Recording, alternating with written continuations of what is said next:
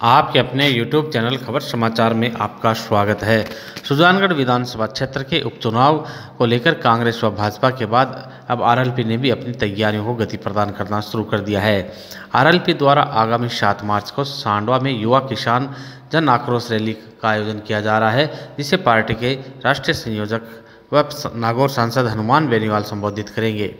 Rally को लेकर संगठन के पदाधिकारियों द्वारा पत्रकार वार्ता की गई, जिसे राष्ट्रीय लोकतांत्रिक पार्टी के जिला अध्यक्ष मदन लाल ढाका, हरिराम ओड़ा, महिला मोर्चा की प्रदेश मंत्री विद्या चौधरी, एडवोकेट तिलोक मेघवाल, बिदासर तहसील अध्यक्ष विजयपाल गोदारा ने संबोधित किया।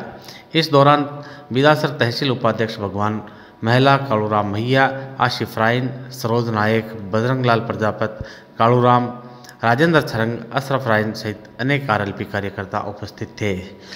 तो आइए देखते हैं आरएलपी पदाधिकारियों ने क्या क्या कहा है। ताज़ा तरीन समाचारों से रूबरू होने के लिए आप देखते रहिए आपका अपना पसंदीदा यूट्यूब चैनल खबर समाचार। अभी नाम रखा है युवा किसान आक्रोश रैली, और इसमें प्रमुख मुद्दे रहेंगे जो भी मैं आपको इस प्रेस के सोशल मीडिया के माध्यम से बता देना चाहता हूँ। वो स्वामीनाथन आयोग की रिपोर्ट लागू हो, जिससे किसानों को फ़ायदा मिले, किसानों की फसल की आय बढ़े, उनका सही जो पैसा मिलना चाहिए वो मिले। सेकंड, हमारी जो संपूर्ण किसानों की कर्ज माफ़ी का जो वादा कांग्रेस गवर्नमेंट ने किया था वो अभी तक नहीं हुआ था। पिछली सरकार वसुंधरा जी की सरकार थी, उन्होंने भी 50,000 का ही कर्जा माफ़ किया, संपूर्ण कर्जा माफ़ नहीं किया। किसान ये कह रहे हैं कि जब धन्ना सेठों का बड़ा एक कर्ज माफ़ हो सकता है तो हम तो किसान अन्न देवता हैं, हमारा भी कर्जा जो छोटा मोटा कर्जा है वो भी हमारा भी माफ़ किया जाए।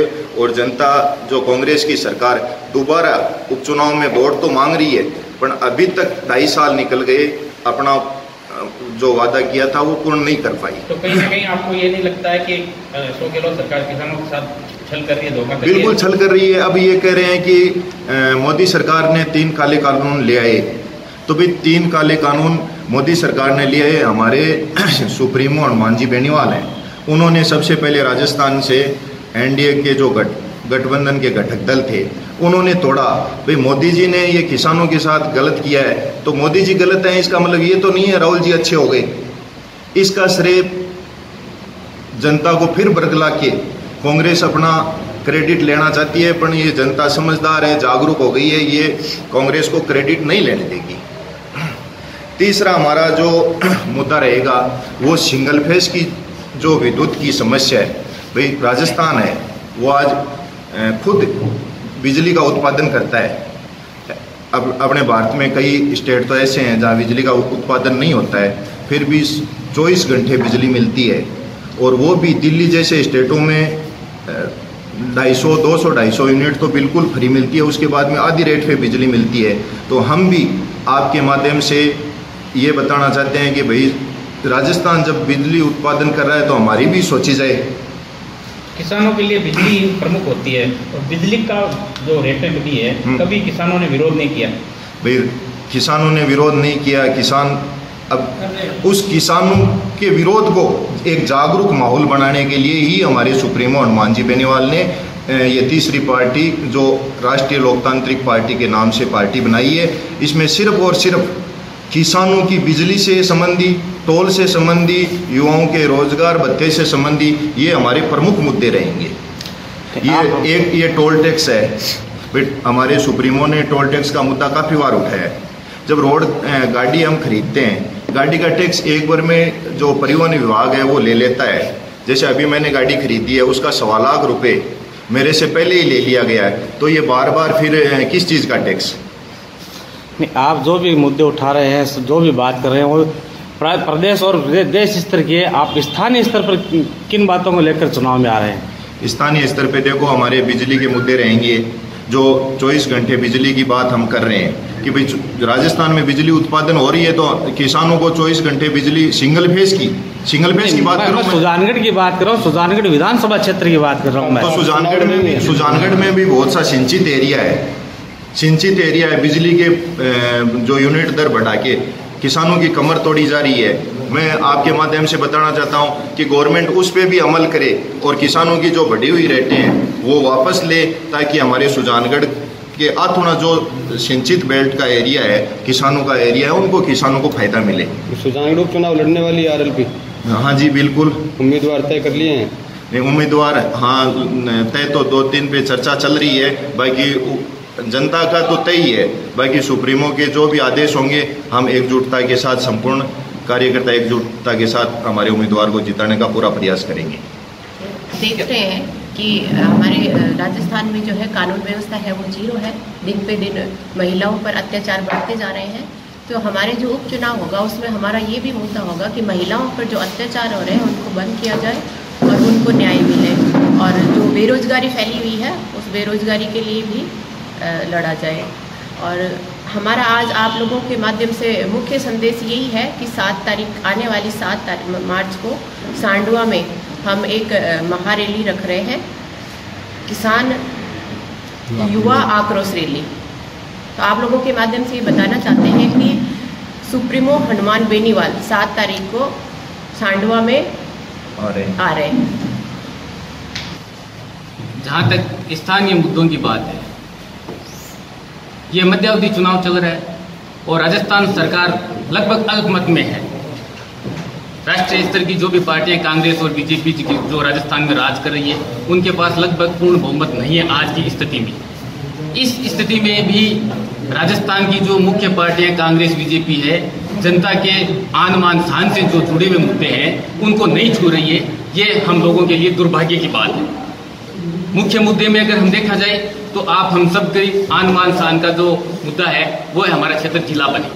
पूर्व में भी हनुमान जी बेनीवाल साहब जब सुजानगढ़ आए थे तब उन्होंने अपने स्पीच में, अपने प्रेस कॉन्फ्रेंस में कहा था कि सुजानगढ़ जिला बनना चाहिए और उन्होंने इस मुद्दे पर प्रमुखता से अपनी बात रखी थी। दूसरी तरफ ये अपने सीकर नोखा रेल मार्ग है, वो भी अपना अनछुआ मुद्दा आज की डेट में कर रखा है राजस्थान की दोनों मुख्य पार्टी कांग्रेस और भाजपा ने।